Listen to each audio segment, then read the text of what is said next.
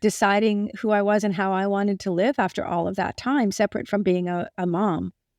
Part of that process that was so important to me was finding hope and realizing not just that there is always hope for Tristan. And that's one thing I learned unquestionably when he was in recovery, is that there is hope for everybody who struggles with substance use disorder.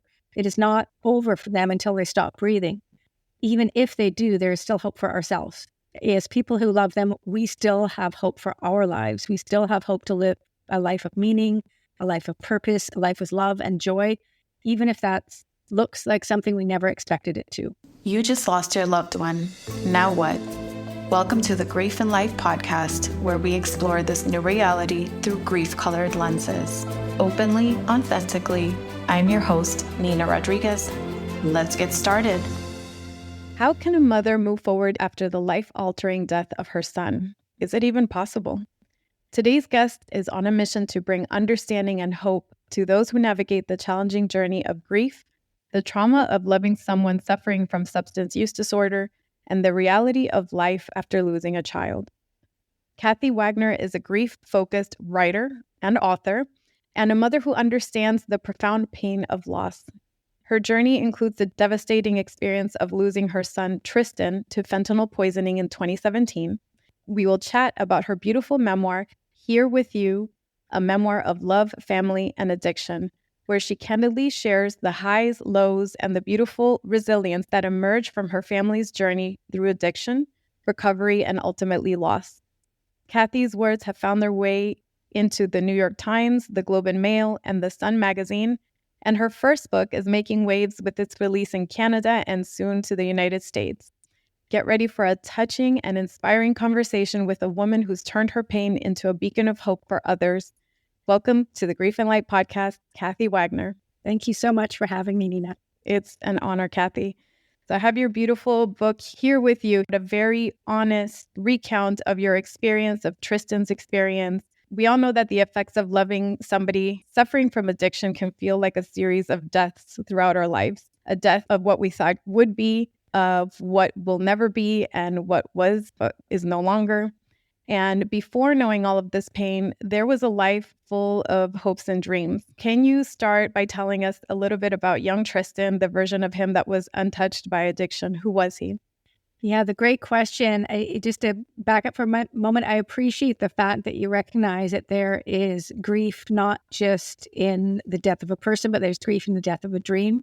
And I think so many parents who are parenting youth with a severe substance use disorder grieve for what is lost. And, it's important to recognize that. Tristan was always, not just as a youth, but all the way through his life, he was an extremely sensitive, thoughtful, generous boy. He was very empathetic, very in tune to the moods and the people around him, very much wanting to please. He was funny. He was goofy as hell. He just was silly. But he was as silly at 20 as he was when he was 2. Very, very sensitive. So he was very quick to hurt, and he was very quick to self-blame. And I think those are some of the characteristics that helped make him susceptible. They were not the only ones by a long shot, but one of the things that I've learned from talking to so many other parents is that so many people who struggle with substance use disorder are very sensitive, very empathetic. They just feel things very, very deeply, and it's hard to feel so much so deeply, I think, for a lot of people. It is for, I would say, most of us, if not everybody, but especially difficult when you're young, very sensitive. And sometimes as the relatives, your story is very resonant to my own personal story. So I understand how below the radar some of these things can go, especially at a young age. It's so easy to dismiss as it's just a phase. He'll be out of it. He's just having a bad day. But all in all, when we connect the dots looking backwards, we see a pattern. And I believe that the pattern with Tristan began earlier than any of us would ever like, if at all. Nobody wants to experience any of this. But unfortunately, his started very early. So could you tell us about when you started noticing that, hey, it's not just a phase? Sure. When it came to his drug use, he started using drugs when he was 14. And he began by using weed frequently and ecstasy on the weekends. And I had 2 older daughters. At that stage, my eldest daughter also was a recreational drug user. And I felt at the time it was problematic, but I was pretty confident she was just going through a phase. And I saw Tristan as following in his sister's footsteps, wanting to do what she did. And then I became equally convinced that it was just a phase for him. What really shifted my thinking, you know, and it's certainly denial. Like I look back and it's like, I absolutely should have seen the severity of the problem sooner. He was kicked out of 3 different schools for drug-related charges. That alone should be more than enough. But it wasn't until he started using cocaine regularly, that was really his drug of choice. Once he met that particular drug, everything else spiraled. So he was no longer going to school. He was no longer doing martial arts, which was his absolute passion. He was very emotionally erratic, very angry, very emotionally disjointed. And I write about in the book of really, it was one particular moment when I saw him watching people use drugs on TV. And I just saw his demeanor and how he was so pulled into that. And it just became like his face lit up, like it was his whole entire world. And it was in that moment that I realized this is not a phase. This is something that is just pulling him, that is guiding him, that is his North Star. And that's when I began to stop the blind hope that he would grow out of it and began my blind mission to save him. And I believe in the book that was the show Intervention, and you just noticed an unusual draw towards the topic that was beyond just maybe a phase that was very concerning to you. And so you immediately started searching for answers, whatever was available at that time. So tell us a little bit about that process and the frustration of not being able to find what you needed. Here, my first thoughts were, he needs help. Where do I go? And at that time, I think things have changed. I think there is a little bit more available support for people now than there was. We're talking here, it was 2011 probably, but there was not much I could do other than try to get him into treatment was my first thought. And everybody around me said, no, that's not a great idea. He's only 15, all of the rest of it. But he wasn't going to school. He wasn't doing anything else. I didn't see any other option. I phoned every treatment center I could. Nobody would take him without his agreement. And I was flabbergasted because at that point, he was 15 years old. He was kind of in and out of mental health crises because of his drug use. He was certainly not in his right mind at all. And he absolutely refused to acknowledge that he had any sort of problem, even though he was no longer in school. He was no longer interested in his martial arts. He was no longer, doing all of the things that he loved to do. He said he didn't have a problem. So I could not take him to a doctor's. I could not take him to treatment. There was literally no option for him within our health care system whatsoever. And I do know that has not changed. And, I was talking to a mom who lost her 13-year-old boy a couple of years ago because of the same thing. He decided he would do it on his own without treatment. And, 2 months later, he passed away. I don't know what the answer is. I know that there's a huge controversy around mandated treatment, for example. I know that it's not the best option for everybody. I do understand that. But as a parent of a 15-year-old kid or a young teenager, I would absolutely have put him into treatment at that time if I could have. I couldn't. And so I had to get very creative. And, as the book shows, I tried to tap into what his loves were. And although he was fading out of his martial arts, that had always been a passion for him. So that's what I investigated. And I ended up taking him to China to study Kung Fu, Shaolin Kung Fu. And he stayed there for a year, drug-free and sober. And I had the most amazingly wonderful experience. That part of the book is so incredibly touching. But before we go there, I want to go back to the point of where you said, in a way, it's almost like the parents don't have a say in what they already know is a crisis. And so when they alert the system, whatever that system is, it currently existing, and the system says, oh no, it has to be a voluntary thing for something that is completely irrational, completely not organized or coherent. And I'm talking about the concept of addiction, the reality of addiction.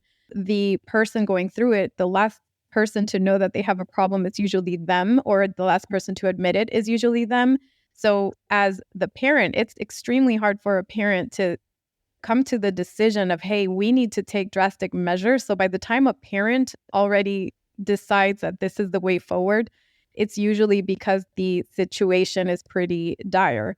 So I agree that there has to be some alternative where the parents have more say as to what gets to happen with their child, when the intervention gets to happen with their child.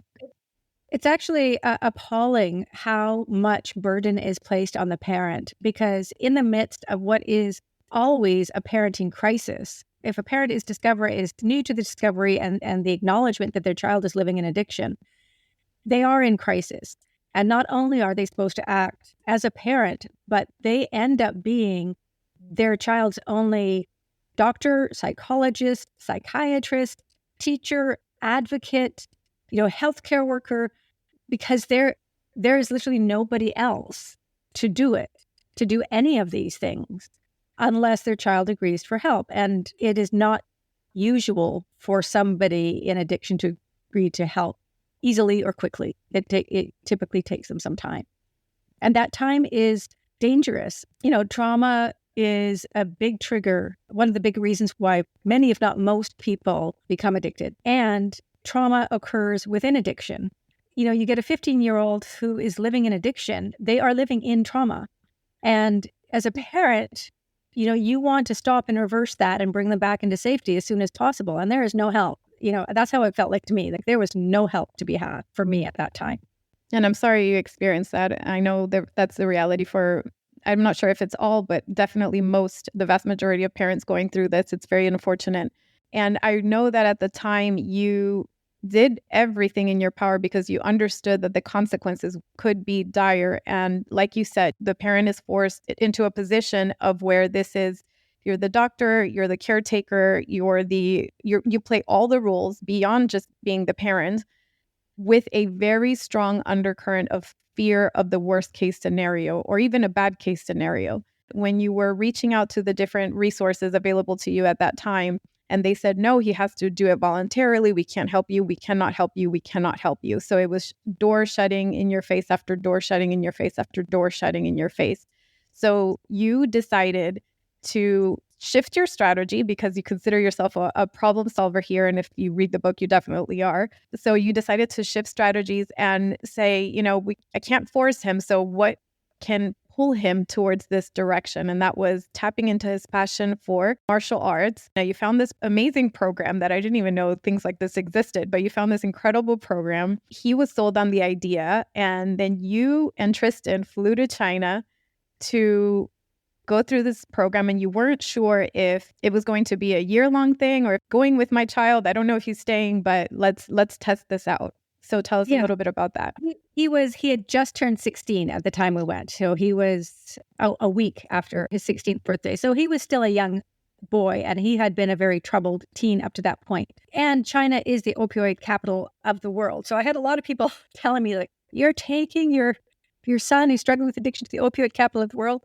Yeah, but that's not the point of it. The point of it is I found a place that had one particular instructor by reputation that we went to, Shifu Wang, and he was a Shaolin monk who taught foreigners. So we went over there just to see what it was like. And the idea was if it felt good to both of us, that he would stay. If it didn't feel good to either one of us, then he would come home when I came home. And I was there for 5 weeks. It didn't even take, the first week or two to see a massive difference in Tristan. It's like he came back to himself. He, physically, his skin improved. His eyes were brighter. He had energy. He smiled. He laughed. He was passionate about it. He was fitting in and making friends. And it was absolutely everything for him that I had hoped for and beyond what I really allowed myself to expect. And it was also a real life-changing experience for me. I put myself in the path of having this experience of hours of meditation a day and hours of Tai Chi every day that I never would have chosen for myself outside of this experience. That left me with some wonderful lessons and some, really changed my perspective and thinking in so many ways that I've continued to carry forward. So that was just a huge, wonderful opportunity for both of us. And to share that time with him was priceless, absolutely priceless to me. It definitely came through in the book that way. There were some moments of absolute peace where for a split second, you forget all of the problems and you're just there in the moment with Tristan in the middle of this beautiful space together. One of those type of moments where time becomes irrelevant and it just becomes a forever thing. And you could sense that through the book. It was very powerful. It was very moving. It's like you said, you had your boy back. And with addiction and what I've learned about it so far, so much of it is escaping your reality, escaping yourself, like not wanting to be in your own body, quite literally and figuratively speaking. So when you said he came back to himself, he even started to look like himself again. So much of healing and recovery is quite literally that, emotionally, spiritually, and physically coming back to yourself. So you got to share that moment with him in China. And then he decided to stay. And he even went on this cross-country trip by himself very bravely, which I'm like, I would be scared as an adult. So he did it as a teenager. Yeah, he had some amazing experiences. And Tristan was, I don't think he was naturally a brave person. His tendency was to play it safe. And which is why when his shifu, his teacher, moved schools, he had been operating as one instructor in a larger academy. And he separated from the school and set up his own school right beside the Shaolin Temple, which was halfway across China from where we had been. Tristan had planned on going with other people and one thing and another and visas and whatnot.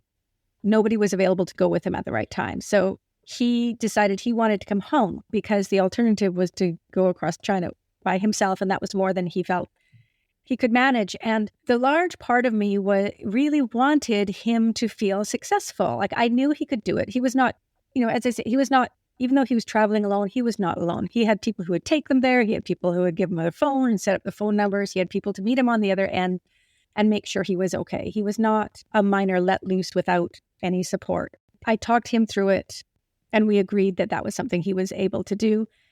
And he did, and it was super uncomfortable, and he did not let himself go to sleep for the 16-hour overnight because he didn't want to miss his stop. But he was really proud of himself, and that's something that he continued to mention throughout the entirety of the rest of his life. The things that he connected with so deeply in China and the people that he met there, but also that particular experience of being brave enough to do the thing that made him feel uncomfortable and to be successful at it. That was a game changer. I think that really helped his self-esteem. And it's something he continued to share for the rest of his life. And what a beautiful gift that is to have that lived experience and the memory that, like you said, it literally lasted for his lifetime. And yours as well. We're remembering and honoring him as we speak. So it's part of your story and now the public story as well. And it was a beautiful thing. So he was there for a year and then he ended up returning home and things took a different turn. The reality is he entered, what could be considered a form of recovery in a sense, in that he was drug-free while he was there and he became part of a community and he had successes, and those were all great things. But he did not deal with any of the issues that led him to drug use in the first place and drug abuse in the first place. And so when he came home, he had not even unpacked or gone to bed before he went out and got drugs and got high. I talked to him later about this. It continued to be compulsive, obsessive thoughts that he had all the way through China. Even though he was not using, he continued to count down the days till he could come home and use drugs again. And so that's what he did. Addiction is often a progressive disease. And so he was able to manage when he got home for a while, continue to go to school, get a job that he fell in love with. But again, it was within 6 months, he was losing he had dropped out of school, he was kicked out of his job, he was losing the things that were important to him. And he was still not ready to go to treatment. He was still not ready to admit he had a serious drug problem that needed help. He just needed to go back to China, hang out with his shifu, his teacher, the guys, and get a reset, as he called it. So that's what he did. Those of us who understand the dynamics of addiction, one thing, or for somebody who's new in this and who's gathering information, one thing to understand is that just because you have a person who physically recovers, so in the sense they're not using drugs, they're clean for a sustained period of time, it does not mean that they're not suffering from the symptoms of addiction, one of them being that constant thought of that mental countdown that does not leave them alone. So I'm glad you brought that up because it's part of the torment. There's people that, like you said, use drugs, and then there's people that abuse drugs, and oftentimes it's quite involuntary. It is a pull, like a hunger that they cannot get rid of, they cannot shake. Thank you for bringing that up. And yet the Tristan that wanted to live a better life said, hey, I have to go back because I notice myself, although I don't think I need rehab right now, I do notice that I need a reset. So he did go back to China. And what happened then? He did. His Shifu school had moved again up north because of paperwork issues, practicing beside the Shaolin Temple, whatever. So it was colder. It's a big thing that happened up then. So Tristan was at that time a senior student. He was expected to practice more on his own. So he was left to his own devices. And it was very cold in northern China, as we moved into fall. He decided to go with another student who was going to take time off in the winter and go to Thailand and study Muay Thai kickboxing there. I thought that was a spectacularly bad idea. And I talked to his Shifu and other students there, and they all thought that it was a bad idea. But then lots of people did it. And, his Shifu, his teacher, and I talked to, none of us felt that he really had the self-discipline at that time of his life to train without somebody coming up and hitting him with a stick if he didn't get out of bed, which is what happened in China. He was 18 at that time. And quite frankly, I didn't know what to do with him at home. So I agreed, but that I would watch him carefully. He came home for a couple months. My daughter having her baby around that time. It was Christmas. He stayed home for that. And then he went to Thailand. And it worked out pretty much as disasterfully as I expected it to. Yeah. For that, you'll have to read all the details of the book. I don't want to give the whole book away because it is such a compelling story of where you see the crescendo of things spiraling out of control despite everybody's best efforts. And that's the heartbreaking part about all of this. So a lot of things happened there. He ended up back home, and it was extremely difficult to manage the volatility, the ups and downs, the fact that he would get help, because he eventually did get help. He went into rehab, and then he would get kicked out. And then when he would be doing so well for himself, and then the addiction portion would pull him back. It was this back and forth that was very taxing on you. And I want to highlight that this book is very much the story through your lens, and you make it very clear to the reader that this is how you remember things. This is your story. Obviously, you talk about Tristan because he's part of your story, but there's elements of your own evolution as this is all unfolding. Tell us about the volatility aspect of it. The times when you were there trying to look for answers and feeling a bit exasperated and going to the parents' groups. Tell us a little bit about that. I tried to stay very focused on staying in my lane. I don't pretend to know Tristan's experience. I can never know Tristan's experience as much as I wish I understood it better. I tried very much to stay in what is my experience in living against his addiction. The other thing I just want to quickly mention is he did also find a tremendous passion in cooking and in the kitchens. Tristan could connect very, very passionately with things when he did. So cooking was another huge thing. And a lot of the volatility came around cooking and his successes or his failures. And it's what he would bring to the family during that, when he was kind of 18, 19, and he was doing a lot of cooking, and he would bring that to the family. And it was wonderful. Both his mood and the food, or the food was wonderful or not, and his mood was horrible. But, food was always very connected to the volatility as well. But mostly it was because he was having some very problematic drug use. As far as my evolution goes, right from the get-go, I tried to find support for myself. And the first support group I found when Tristan was 15 was not a good fit at all. And honestly, I found it so depressing. It left me so much more hopeless than I had been to begin with. Again, I'm resourceful. I tried to find other groups and ways of connecting, and I didn't find anything that really fit until Tristan entered treatment. And because of that, I ended up joining the parents group at his treatment center. And I did it originally because I just wanted to continue to support Tristan and be the best parent. I learned how to be a good recovery parent. Over time, it became clear that really that support group is not about how to be a better parent to Tristan, but how to be a better person for myself, just how to show up for myself and actually live my life regardless of what my kids are doing. And that miraculously, by doing that, I'm actually positioning myself to be better able to be present and compassionate for the people around me. Learning for the first time in my life at 50 plus years old, that my life is actually mine to live was an absolute game changer for me. I know that sounds so basic for those of you who have been living your lives all the way through for yourselves, but it's oh no, So that was hard for me, like hard to put the time into myself, hard to put the thoughts and energy into deciding who I was and how I wanted to live after all of that time, separate from being a mom. Part of that process that was so important to me was finding hope and realizing not just that there is always hope for Tristan. And that's one thing I learned unquestionably when he was in recovery, is that there is hope for everybody who struggles with substance use disorder. It is not over for them until they stop breathing. Even if they do, there is still hope for ourselves. As people who love them, we still have hope for our lives. We still have hope to live a life of meaning, a life of purpose, a life with love and joy, even if that looks like something we never expected it to.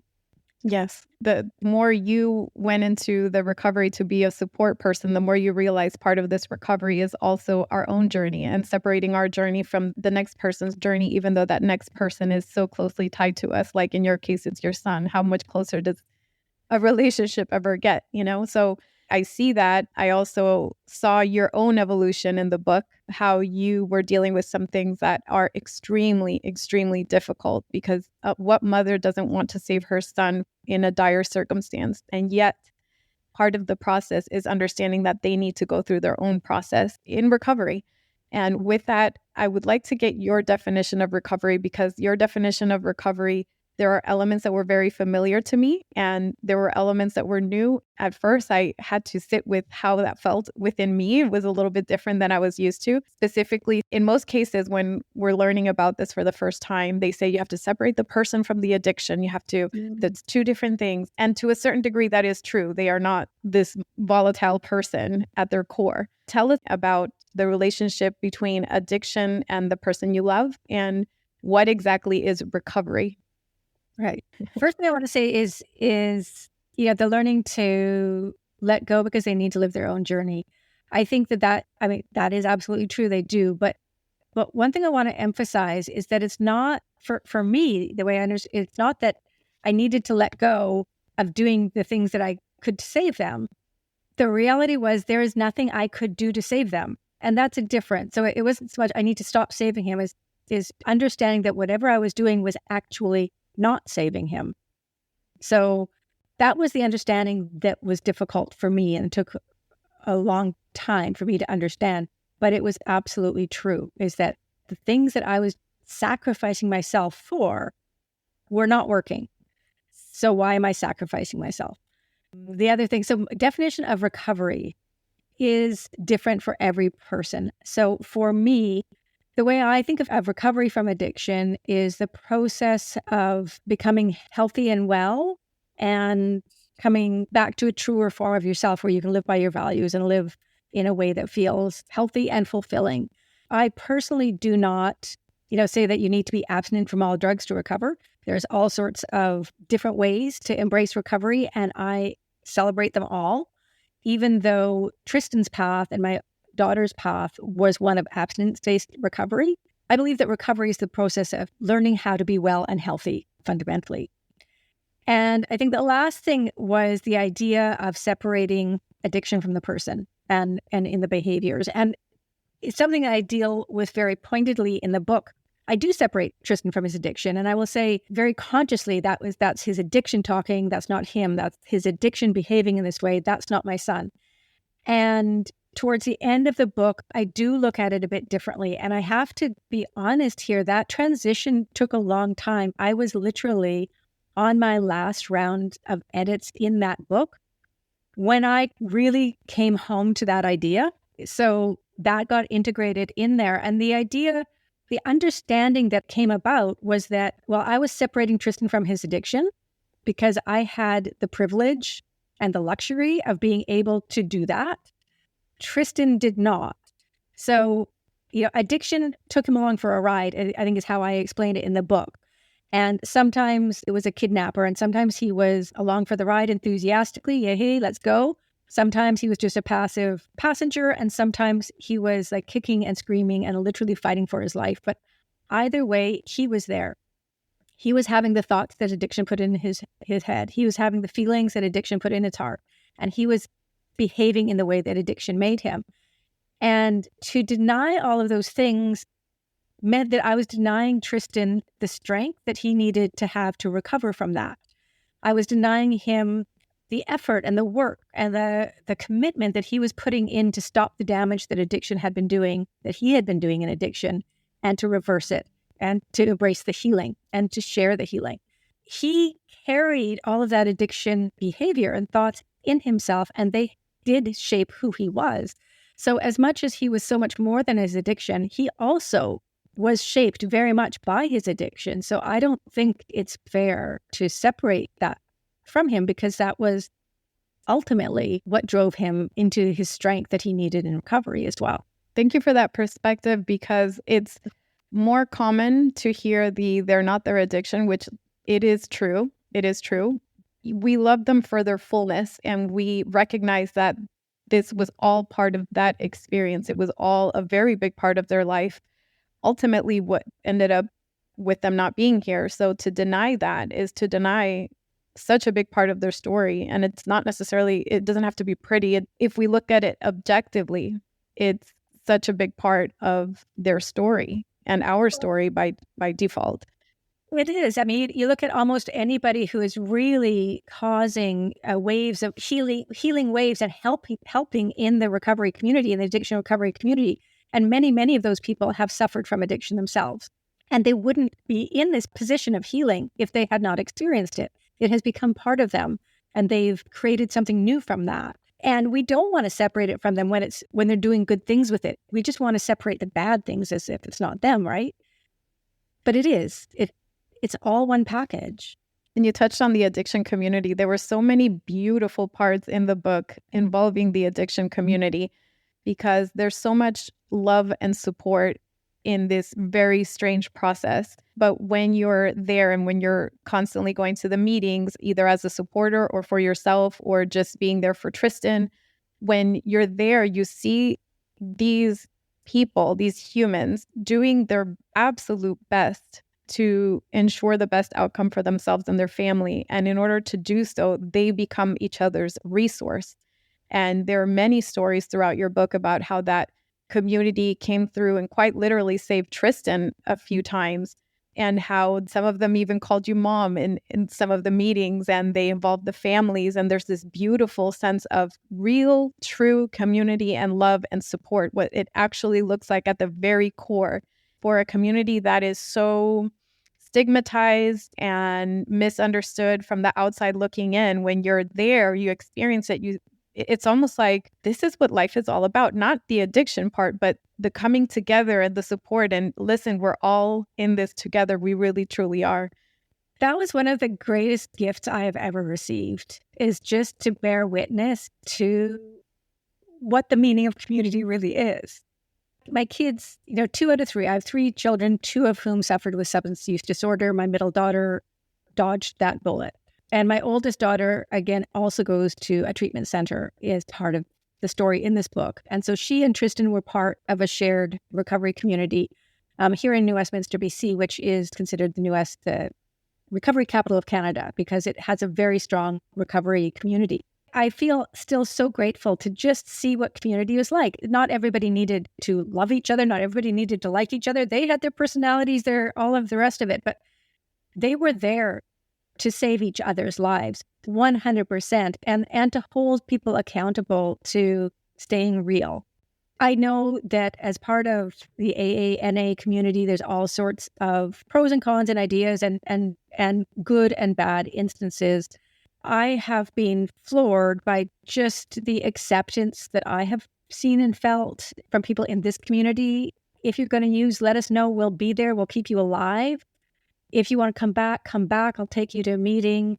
People were out there driving around looking for Tristan when he went missing. People gathered around my daughter after he passed and just held her really close and safe so that she would not start using again.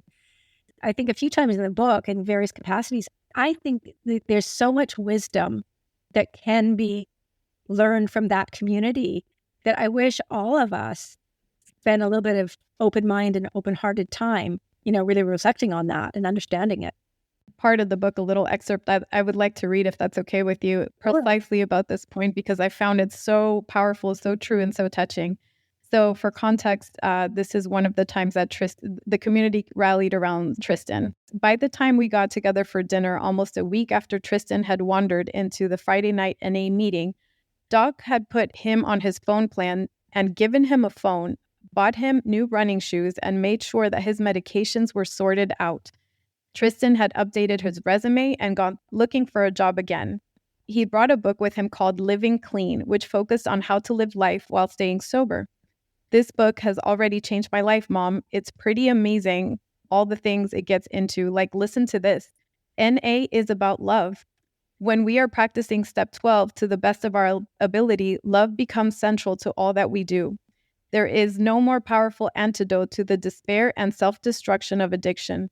The compassion that we feel for the newcomer is something we learn to extend to our families, to those around us, and eventually to ourselves. I was moved by those words and by my son sharing them with me. Certainly, the love and the fellowship of his NA friends had saved Tristan's life in the past week, but the message was universal. It occurred to me, again, that so many people could benefit from recovery literature. Tristan was back.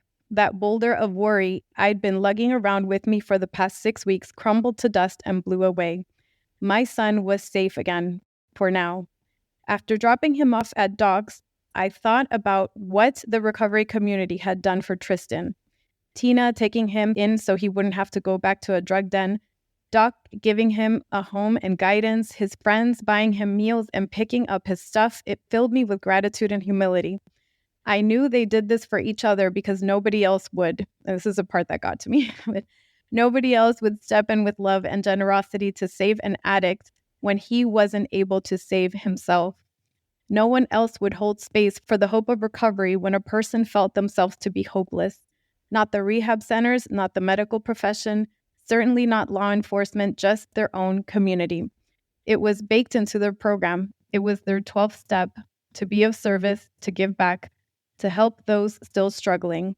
I thank God for Tristan's recovery angels here on earth and wonder how I could ever begin to do as much good in this world as they do.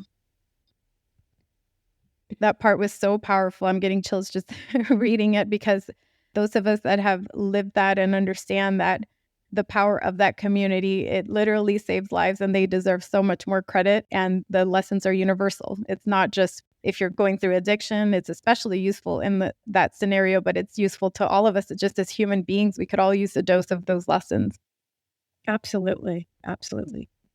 Back to kind of what I talked about earlier is how when I felt so isolated when Tristan was 15, like I had to be everything to him. I had to be the mother, the doctor, the, provider, the everything. That's what community does. Community takes the burden off of any one person and shares it around. Then there's different people who can step in, and it's no longer too much of a burden for anybody to, you're no longer a burden. Tristan was not a burden in recovery. There had lots of people there who had his back and could do so much better than I could ever do for him.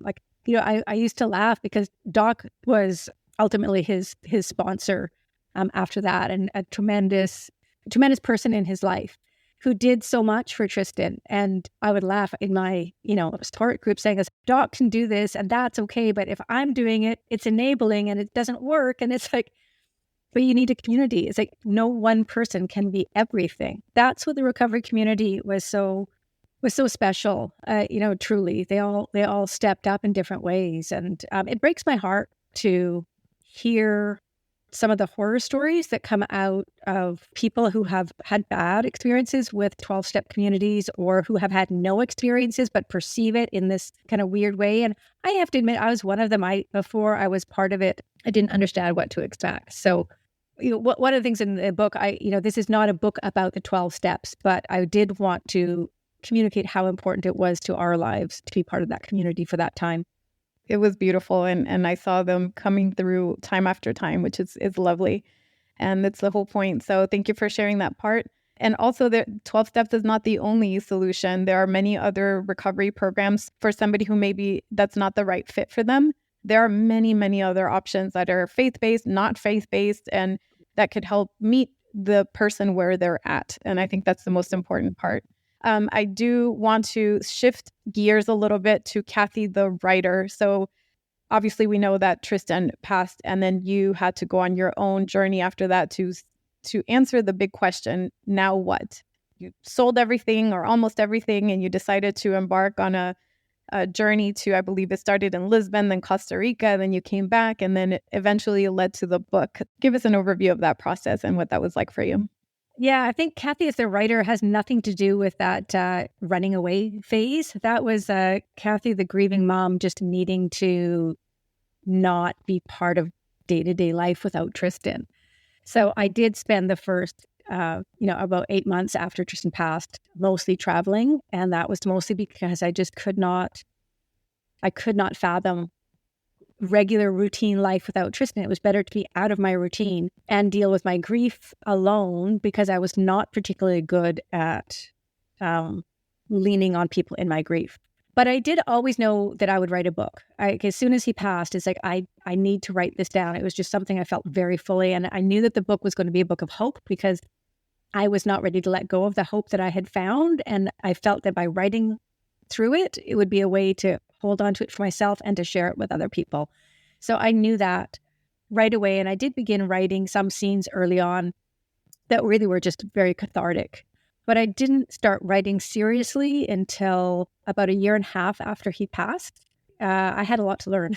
I threw myself into learning the craft of creative writing. I have written my entire life from a technical and web writing perspective, but not creative writing, which is a whole different beast.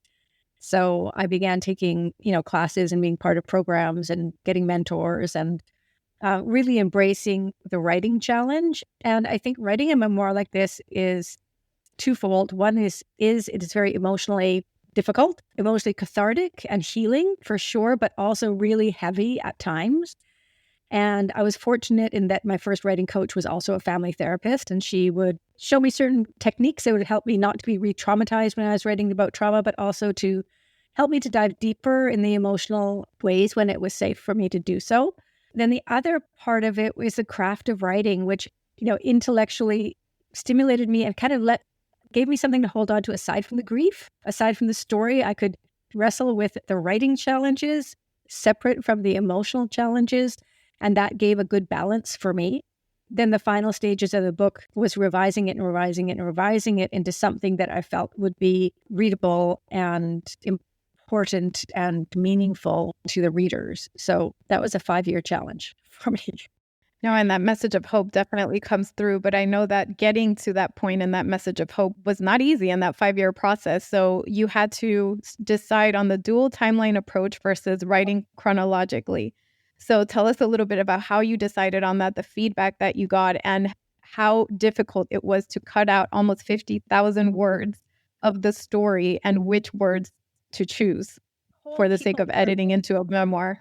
Whole people that were meaningful got let loose. Originally I had done this, I love reading good literature, and some of the things that intrigue me is just artful or playful structures. So I had imagined weaving together the story, starting in recovery and going back and forth between scenes of recovery and addiction, dealing with certain themes and bringing them all together and kind of weaving it together. So that's what the first draft did. And I sent that out to beta readers, and they were like very encouraging, but it didn't work for anybody. Nobody knew what the heck was going on or who was doing what when. So it's like, okay, that didn't work. Yeah, I suppose somebody might be able to write it in that way. It could be that I just don't have the capacity to do that as a writer. But ultimately, I think what works for me, again, I do have a writing background, just not in creative writing. And the strength that I do have is clarity and simplicity. And so ultimately, I figured in both my language and the structure, that is going to best support me in telling my story. And so that's what I ended up going with. And I think that was the right choice. I think that the audience that I'm really appealing to here are mothers or others, family members who are grieving or maybe who have a kid in crisis. And quite frankly, they don't need a whole lot of artful, complicated structure. They just want the meaning of the story. It's just like me opening my heart and sharing it with somebody. So I went with simplicity, and I'm very happy with that approach. Cutting things out is hard in memoir because it feels like you're cutting out things that are important. Tristan actually had a best friend that came and stayed with me when he was in China the second time, and he lived with us for 6 months. and ended up in hospital for another 6 months because of a neurological disorder. And it was Tristan's best friend, and then he was going to come home, and there was all sorts of drama around that. Great storytelling material, also multiple chapters. And in the end, it's like, I have to get rid of this whole person that was important to us, because a story can only contain so much. And if it ultimately came down to, if I could still tell this story without this scene, then this scene had to go. And if I could tell this story without this person, then this person had to go. A memoir is not a documentation of my life during this period. It is just a thread, that I've pulled together to tell this one particular story so that I could share this particular truth. It's not my whole truth. So it's hard because it feels personal when you're letting those things go. But the clarity of it comes through, and your purpose is definitely achieved. Sharing the story authentically and in a way that brings hope. And from what I understand, one of the original drafts ended with Tristan's passing. And then that ended up shifting to what happened after his passing in a way get to carry him forward to this day, including all the podcasts that you're doing and the public appearances and your articles and your other writing. So I think that's also where the message of hope lies. I want to thank you for all of your work. This book is absolutely incredible. If you love somebody going through addiction, substance use disorder, or if you're in the middle of it, or even in the beginning, this is enlightening. It brought a lot of things to the surface that were very healing for me. There's a lot of elements to the story that unfortunately, so many of us can relate to. Way too many of us can relate to. So what advice do you have for a person going through a similar situation who wants to share their story? And then for mothers in the grips of the shame, the confusion, and the fear that we experience, how can they hold on to hope? Yeah, the great questions. I'll take the second one first. So I think if you are currently being challenged by loving somebody who's in active addiction, or you have lost somebody to drug harms, it can be incredibly difficult to find people who understand. And it's hard to open up and be supported by people who do not understand. It's because of the shame, because of the stigma, because of just the lack of understanding. But there are people who understand, unfortunately, way too many of us. So I would encourage those people to find those people, find the support groups. There are a lot of them. It's not just, there are their Nar-Anon, Al-Anon groups again, but there's other organizations across North America. In Canada, there's Healing Hearts. Mom Stop the Harm holds support groups, Healing Hearts for those who've lost loved ones to drug harms, Holding Hope for people who are currently struggling with loved ones in active addiction. There are all sorts of support groups, both online and in person, and I really encourage you to find one that works for you, because it takes some of the burden off to share it with a community who do understand. The second one is, if you are wanting to share your story, I think it's incredibly important for us to get our stories out of us. If we're holding trauma inside of us, it is very healing to get it out, and no matter which way we do it, whether that is through writing, through painting, through talking, through dancing, just getting the trauma out of our bodies is so important. And then finding a way to share it with others is really what I think is fundamental in starting to break down the stigma and shame, because there are so many of us that don't talk about it because we feel we are alone. And the more that we can talk about it and share it, the more we understand we are not alone, and there is strength in those numbers. But it's your story. You don't need to share it before you're ready, or with who you don't want to share it to. Find that safe person, whether that's a family, a friend, a support worker, a therapist, your dog to begin with. Practice telling the story to your dog. It's hard. If you want to tell a story, find your audience, find a safe audience, and get it out there any way it can, because that's how people connect, and that's where the strength will come that we need in order to break down the stigma and let people know that they're not alone. And the writing definitely achieves that. This book will reach many people that are in this situation, and the power of not feeling like you're isolated and alone in this, that alone is a resource. It fuels you to keep going. It strengthens our capacity to withstand more, get through more, and persevere, and hopefully eventually thrive in the situation. Before we conclude, I'd like to read one shorter section here that I think is very powerful. And this one's for anybody who's lost a child, their son or daughter, to this terrible disease. For context, this is a conversation that you were having with, I believe it's your sister-in-law or a relative or a family member. And it says, "I don't think it was God's will that Tristan died, Kathy," she said. "I believe it was God's will that Tristan lived and healed and became well. That's her will for all of us, to live in a state of love and connection and grace. She'll always guide us in that direction if we listen. And humans have been blessed with personal choice in all things. And the choices we make are not always in alignment with God's love. I'm not just talking about Tristan's choices, but all of us as a society. Tristan was trying his best, but help is limited. People are judgmental about addiction, and drug supply is poisoned. That's why Tristan died. None of that was God's will. That's the society that we as humans have chosen to create for ourselves. Yeah, that was my cousin I was speaking with, who is a United Church minister. I thank her for saying that as well, and I thank you for sharing it, because so many of us struggle with the guilt and the shame, and was this meant to happen? Did we cause this? All the questions that we'll never, ever have answers to. But ultimately, I always say they all deserve to live. They all deserve to live. And we need to part from that premise. So thank you again, Kathy. Are there any last thoughts that you'd like to share with the audience? And also, how can they get a hold of you? Where can they contact you or see more of your information? Yeah, thank you so much for having this conversation and for continuing to have these conversations and share them with people. I think it's so important that we talk about them. People can find me on social media at K Wagner Writes. So Instagram, Facebook, KWAGNER WRITES. Also kwagnerwrites.com. And the book is available now in Canada and will be available US and globally on April 30th, 2024. So you can pre-order it now and spread the word. I'd really appreciate it.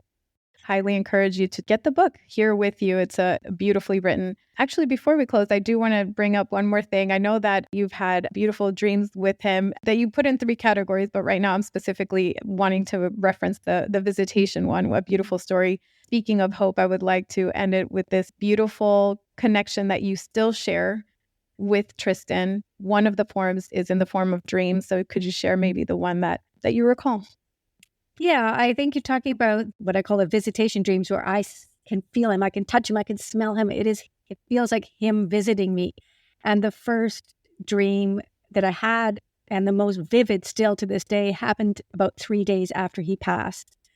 And I just see him, and he was coming to me, and he was kind of like I told you before, he's goofy. He's kind of doing this like goofy, typical Tristan dance, saying, "See, Mom, I'm still me. I'm still me." And he came in and gave me a hug, and I could hug him and touch him and smell him. And okay, I got to go. And he backed up at that, and he backed up and left. But that was, I'm still me. So I hold on to that. People that I've talked to after their loved ones passing have this experience of visitations, and the differences that like you said, you could feel him. You could feel the density of the body, and it feels like a very real interaction. And so we don't have all the answers as to what happens after we die, but there is no question from the conversations that I've had from our own experience that there is something beyond our understanding that keeps us connected to our loved one. When I heard that story about his visitation, it just felt very powerful to share for anybody who's lost somebody and is afraid that they're never, quote unquote, going to see them again. We don't have all the answers. I don't think we're supposed to, but there are these moments when the space in between here and there becomes so tangible, and we get to hang on to that. A couple moments I could still hug him even when he was gone. That's so powerful. The last question is, what would Kathy today tell Kathy when Tristan was 15? Oh my God. I guess I would like to tell her what I was trying to say in the book is there is hope. There is always hope. And there is hope for you. That's it. There's hope. Don't give up hope. Thank you so much, Kathy. Thank you so much, Tina. That's it for today's episode. Be sure to subscribe to the Grief and Light podcast. I'd also love to connect with you and hear your thoughts and your stories. Feel free to share them with me via my Instagram page at Grief and Light, or you can also visit griefandlight.com for more information and updates. Thank you so much for being here, for being you, and always remember, you are not alone.